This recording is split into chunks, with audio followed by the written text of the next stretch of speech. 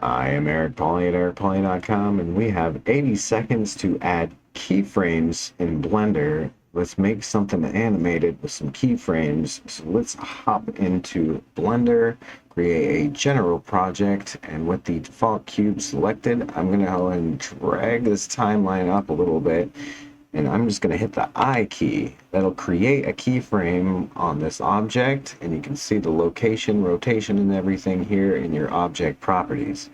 Now I'm just going to scroll down the timeline a little bit. Let's go ahead and hit the G key and the X key. Let's go to over here, and I'm going to hit that I key again. That's going to create another keyframe wherever I'm sat at here on the timeline. Now let's see what that looks like. And look at that.